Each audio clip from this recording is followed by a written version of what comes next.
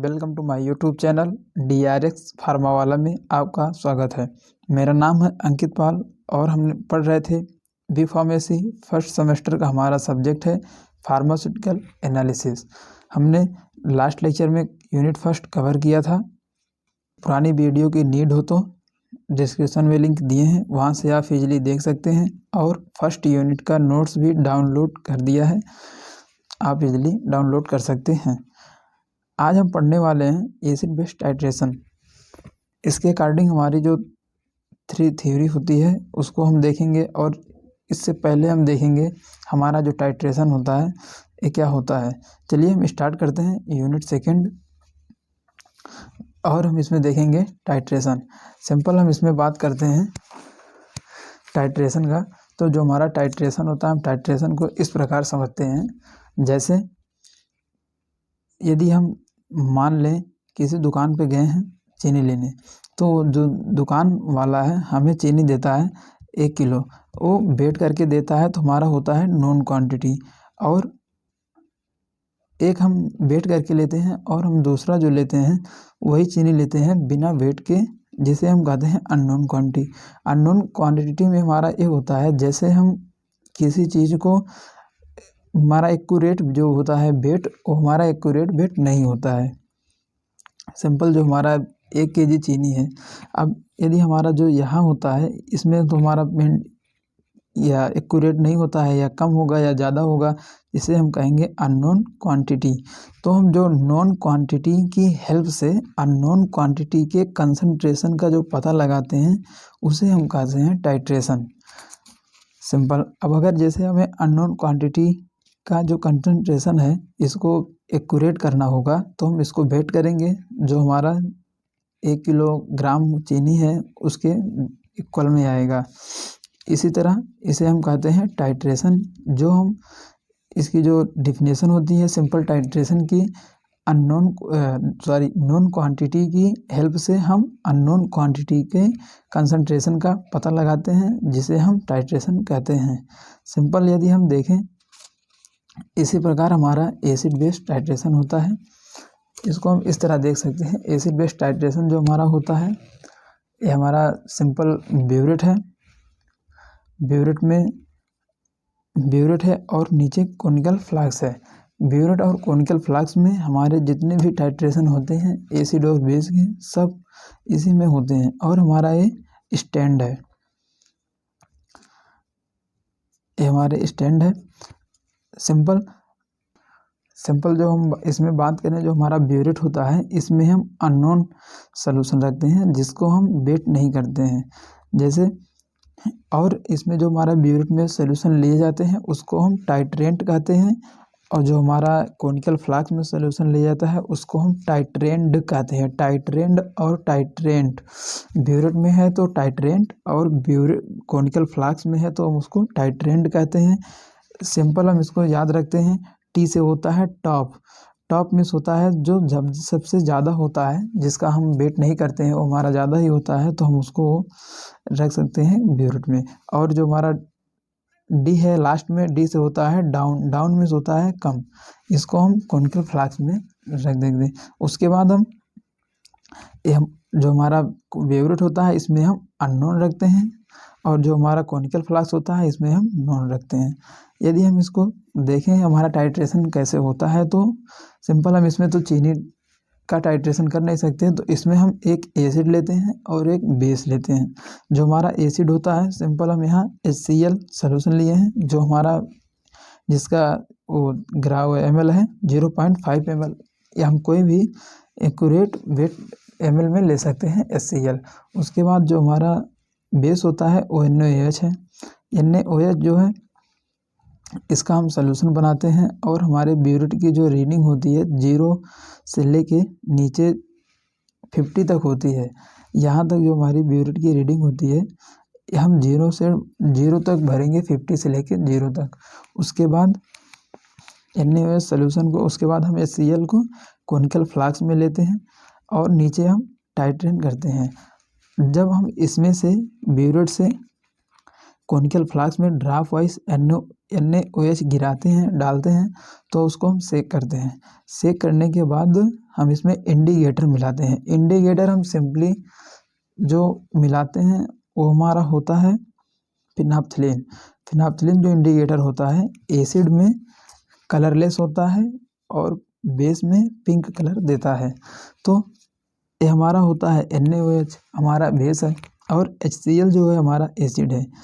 हम जब NaOH को कॉनिकल फ्लास्क में डालते रहेंगे ड्रॉप वाइज, तो एक समय हमारा ऐसा आएगा कि NaOH और HCl जो है डिजॉल्व मिल जाएगा, मिक्स हो जाएगा, जो है वो हो जाएगा हमारा बेस, क्योंकि हमारा बेस पड़ता रहेगा। तो हम इसमें इंडिकेटर डालेंगे तो हमारा आएगा पिंक कलर।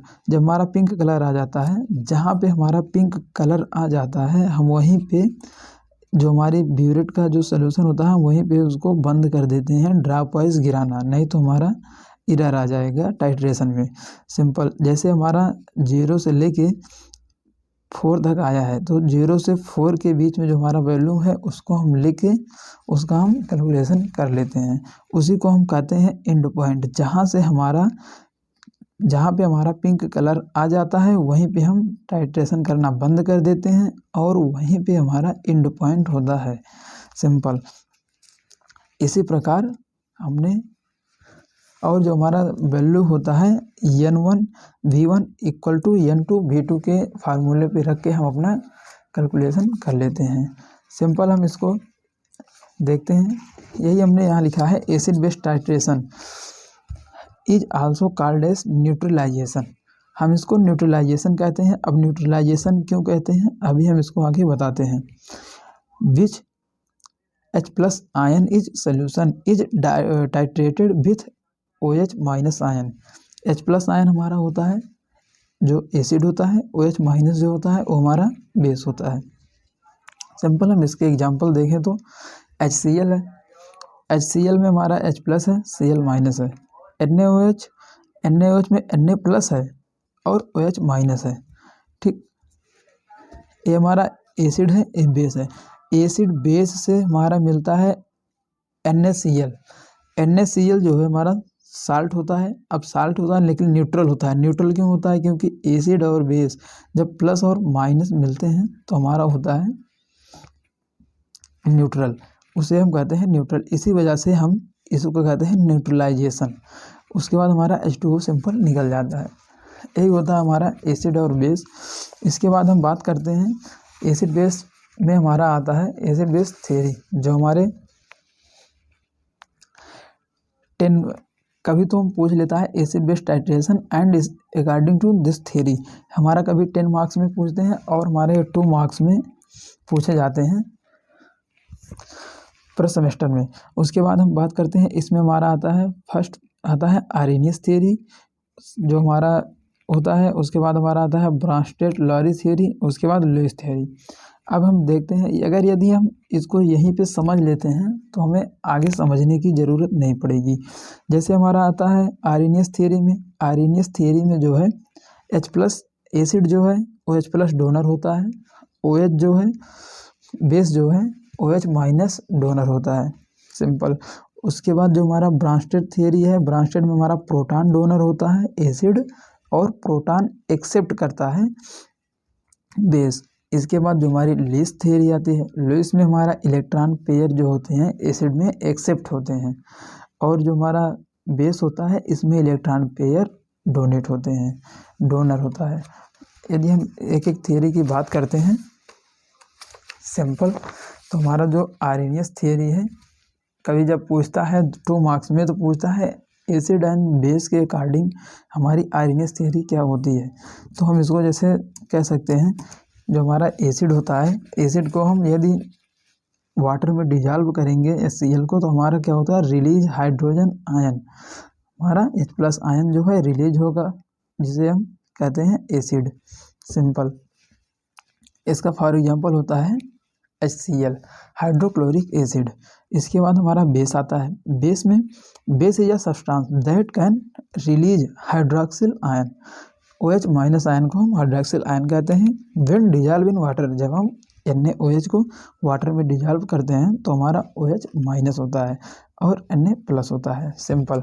इसके बाद हम बात करते हैं, हमारा आता है ब्रांस्टेड थ्योरी। ब्रांस्टेड थ्योरी में भी सिंपल होता है, according to Bronsted Lowry theory, acid is a substance which donate proton, ये हमारा प्रोटॉन को डोनेट करता है। एंड बेस, जो बेस वाले सब्सटेंस होते हैं वो हमारे प्रोटॉन को एक्सेप्ट करते हैं, सिंपल हमने यहाँ लिखा है। H2SO4 एसिड का एग्जाम्पल है और बेस का एग्जाम्पल है OH minus plus H plus. उसके बाद हम बात करते हैं लुईस थ्योरी की। लुईस थ्योरी जो होती है, according to Lewis theory any substance that can accept electron pair is called as acid. जो हमारे कोई भी सब्सटेंस होते हैं यदि इलेक्ट्रॉन पेयर को एक्सेप्ट करते हैं तो हमारे एसिड होते हैं। इस तरह हमारा है while any substance that can donate electron pair is called as base. यदि हमारा कोई भी सब्सटेंस होता है जो प्रोटॉन को डोनेट करता है, जो हमारे प्रोटॉन को डोनेट करता है वो होता है बेस, सिंपल हमने यहाँ लिखा है। लुईस एसिड में जो होता है BF3 होता है और एग्जाम्पल। उसके बाद जो हमारा होता है लुईस बेस होता है। लुईस बेस हमारा होता है अमोनिया होता है, H2O होता है। उसके बाद हाइड्रॉक्सिल ग्रुप होता है, हाइड्रॉक्सिल आयन होता है, ETC। आज हमने सिंपल कवर किया है एसिड बेस टाइट्रेशन और इसके जो थ्योरीज होते हैं इसको हमने देखा है। और इसके अंतर्गत हमारा आता है लॉ मास ऑफ एक्शन होता है, बफर सॉल्यूशन होते हैं, हेंडरसन के इक्वेशन हैं जो हमारे 5 मार्क्स के 2 मार्क्स के क्वेश्चन हैं। हम इसको नेक्स्ट लेक्चर में कवर करेंगे। आई होप आपको यह लेक्चर क्लियर हुआ होगा। यदि आप चैनल पे नए हैं तो चैनल को सब्सक्राइब कर लें, बेल आइकन को प्रेस कर लें। मिलते हैं नेक्स्ट वीडियो में, तब तक के लिए थैंक यू, टेक केयर, जय हिंद।